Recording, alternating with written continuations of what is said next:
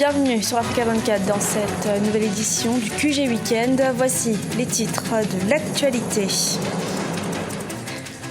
Umaro Sissoco Embalo, nommé Premier ministre de Guinée-Bissau à la tête du gouvernement depuis vendredi 18 novembre, il devra désormais sortir le pays de la crise politique dans laquelle il se trouve actuellement. L'office chérifien des phosphates devrait démarrer la construction d'une plateforme d'engrais en Éthiopie courant 2017. La plateforme nécessitera un investissement global de près de 3,7 milliards de dollars. Et puis, une mine de phosphate pourrait créer des dommages irréversibles en Afrique du Sud. Les écologistes de l'association West Coast Environmental Protection se mobilisent contre l'exploitation de cette mine.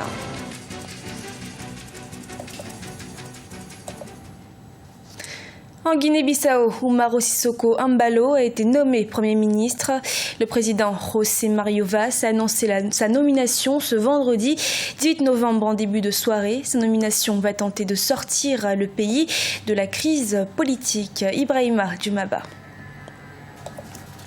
La Guinée-Bissau a un nouveau chef du gouvernement. Vendredi 18 novembre, le président José Mario Vaz a annoncé la nomination d'Umaro Sissoco Embalo comme Premier ministre. 4 jours seulement après le limogeage du gouvernement de Bassirou Dia, le chef de l'État tente ainsi de sortir son pays de sa crise politique, née des divergences des cadres du parti au pouvoir, le Parti africain pour l'indépendance de la Guinée et du Cap-Vert. Les députés du PAICC refusaient de siéger au Parlement, empêchant son fonctionnement. Je pense que c'est une crise assez grave. La Guinée-Conakry, notamment le président Alpha Condé, a joué de tout son poids pour la signature d'un accord le 14 octobre dernier. Je pense que c'est ce qui a abouti à la nomination de Embalo. Donc je pense que c'est l'homme qu'il faut à la place qu'il faut. Peu connu du grand public, Umaro Sissoco Embalo est conseiller à la présidence depuis le dernier régime de l'ancien président João Bernardo Vieira dit Nino en 2009. Le nouveau Premier ministre est diplômé en relations internationales et en sciences sociales et politiques. Il a pour mission de ramener la confiance au sein du Parti africain pour l'indépendance de la Guinée et du Cap-Vert et de relancer l'économie nationale.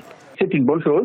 Si l'on sait que lui, il détient un carnet d'adresses assez lourd, et puis qu'il connaît bien les rouages de l'État en Guinée-Bissau, ça peut dénouer cette crise et commencer à rendre beaucoup plus difficile la situation en Guinée-Bissau. Umaro Sissoco Embalo est né le 23 septembre 1972 à Bissau. Après sa nomination, il a déclaré savoir la principale tâche qui l'attend, réunifier le pays. La Guinée-Bissau est plongée dans une crise politique et institutionnelle depuis la destitution au mois d'août 2015 de l'ancien Premier ministre Domingos Simeos Pereira, par ailleurs chef du Parti africain pour l'indépendance de la Guinée et du Cap-Vert, première force politique du pays.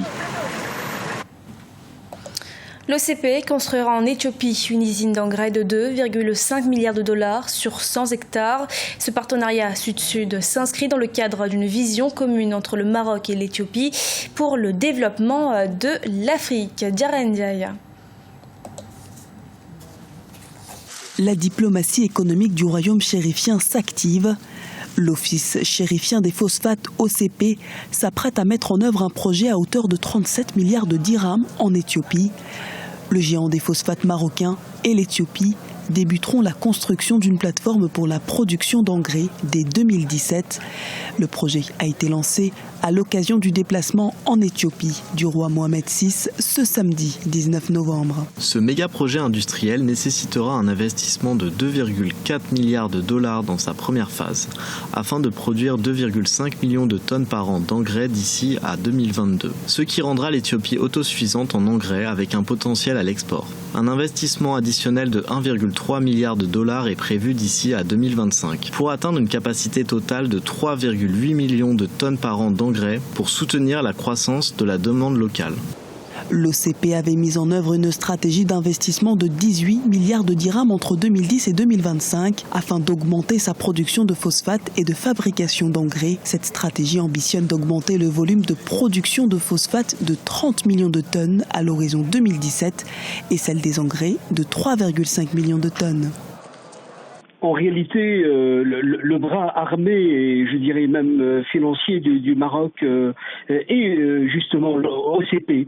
C'est une structure qui a été restructurée ces dernières années grâce à un haut fonctionnaire, un ancien de la Banque mondiale, Mostafa Terab, qui a mené véritablement une révolution à l'intérieur de cette institution, qui aujourd'hui a bien compris que le problème numéro 1 de l'Afrique, c'est comment se nourrir demain. Une coopération sud-sud stratégique pour le Maroc. L'Éthiopie, dont la capitale Addis Abeba abrite le siège de l'Union africaine, est un acteur incontournable en Afrique, capable d'influencer la position d'un certain nombre de pays de la région sur les questions diplomatiques, en faisant de la coopération économique une base à partir de laquelle construire une normalisation diplomatique. Le Maroc met en avant toutes ses cartes afin de régler la question du Sahara, qui reste bien entendu le principal moteur de la diplomatie marocaine en général. Cette offensive diplomatique pourrait accélérer le processus de réintégration du royaume au sein de l'Union africaine. Au Nigeria, les anciens présidents sont sans salaire depuis 11 mois. Ayant droit à un salaire à vie, les ex-dirigeants n'ont pas été payés depuis janvier 2016. En cause, une trésorerie déficitaire. Il faut rappeler que l'économie du Nigeria est entrée en récession depuis août 2016. Une première depuis plus de 10 ans. Les écologistes sud-africains ne décolèrent pas à la veille du début des activités d'exploitation de la mine de phosphate d'Ilensfontein. Ils multiplient les appels au respect de l'environnement, notamment l'écosystème de la lagune de Languibine, une zone écologique sensible selon les experts. Deogracias Opodo. La West Coast Environmental Protection Association craint qu'une nouvelle mine de phosphate à Elandsfontein, en Afrique du Sud, cause des dommages irréversibles à la lagune de Langbaan, déjà déclarée écologiquement sensible. Le site contient également un aquifère relié à la lagune et l'organisation environnementaliste dénonce le processus de délivrance de permis pour la nouvelle mine. Selon le chronogramme d'exécution du projet, l'exploitation de la mine devrait débuter en mars 2017. La seule raison majeure est que les processus de droit minier n'ont pas été suivis dans l'exécution de ce projet. Le droit minier a été remis avant même que le rapport de l'inspection minière n'ait été transmis. Ce dernier demandait que le droit minier ne soit pas attribué à cette compagnie.